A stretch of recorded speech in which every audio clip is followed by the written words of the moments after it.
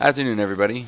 Sion here. Going to go ahead and do part 2 of this recruitment video series that I started earlier today. Now, the original one is through all of the web sources that I know of and that I typically use.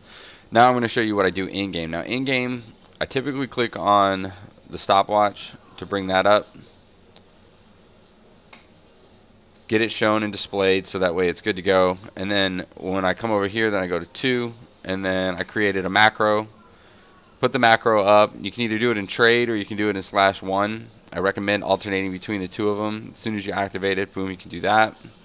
Anytime you go into a new area, that's another opportunity for you to be able to put it there too. Relevant to the current needs of the guild, which is always going to be this in my format. I'm always going to ask for an MT. I'm always going to ask for a healer. Always going to ask for 2 DPS. So that way we're always trying to fill in the different roles that are available for us.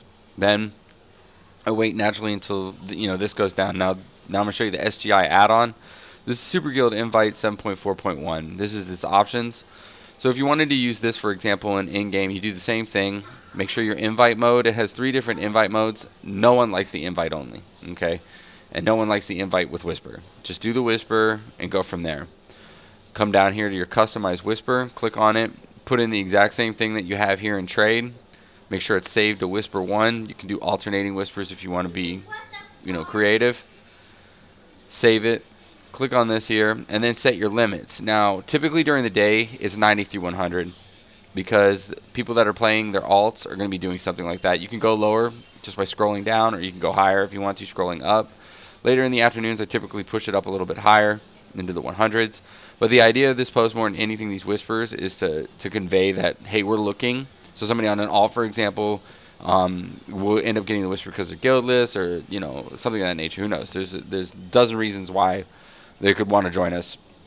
But putting it out there, for example, in trade and putting it out in /1 and also in this whisper format allows us to be able to constantly keep our presence on the server, which is very, very important to success. We have to constantly show what we're doing and how we're doing it, so that way people are they'll see that, and they'll see that growth. They'll show us. They'll see our gains. Naturally, in the macro, what you're going to want to do is make sure your guild name's listed. I intentionally leave out the times and the specific days that we raid because I want people to whisper me and be like, hey, so when do you raid? Because at least then you get a chance to talk with them. And talking with them is really essential because you can really work forward from there as far as addressing their needs and addressing the needs of the guild, so that way they know what the team is looking for. Now, once you have all this set up, I would recommend turning off one of these two. Race filter really doesn't matter to me. I don't care. I'm not looking specifically for dwarf tank or gnome mage. I'm not looking for that, so that doesn't really concern me. But class filter is that anytime you have a divide, it gives you a little bit more time that the add-on's going to go through the /who. So then you click super scan, brings up this, and then you click choose invites, brings up this, and this allows you to pick it.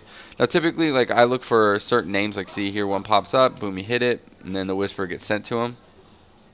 Now occasionally you will have it where it'll pick somebody. You need to reload after a couple of rotations of it, so that way you can make sure that it's not looking up people, for example, with guild names that aren't being recognized by the system, or people that are in guild, and that will occasionally happen. And if it does, just apologize. Be like, I'm using the SGI, it's an add-on that searches, and it ended up finding that. I'm sorry, my bad, etc.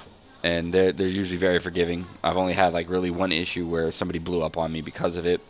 And then what this does is now see we've got some messages in trade, we've got some messages in whisper going to these people. You can also adjust your macro too. If you wanted to recruit, for example, for Fridays and Saturdays, you could be we run normal on these days, etc. Or if you want to recruit on the main days, we're doing progression, heroic, Blackheart Foundry, and then you put that in there like it's shown already. Okay. I hope this video helps. You just run the add-on. Technically with SGI, you can go anywhere at this point. So for example, LFR, you don't have to stand just in your garrison. You can do a /2 in trade, for example, and then go off somewhere else. Go into an area or something like that you want to go to, or dungeons or LFR. And what you have is SGI is still running in the background, so it allows it to be able to keep on pushing out information to people that are guildless at this point. And that'll give you an opportunity to at least have some forms of communication. Watch on names. I'm going to go ahead and say that too. If somebody's got a name like Dirty Ho Teabag butt sniffer. Just don't worry about them. Just right click on the name and you'll skip them. It'll put them into the database parse that the add-on configures itself for those that you don't want to scan again if they pop up again or ever. So like, DMG or whatever, any player that you're not interested in, Blondie, you can click on it here and then that'll take care of that, so that way you don't have to worry about it. And that's pretty much how the add-on works, and that's just some steps on advice. If you have any more questions about it, for example, just ask. I'll post this now, and have a blessed day. Thanks.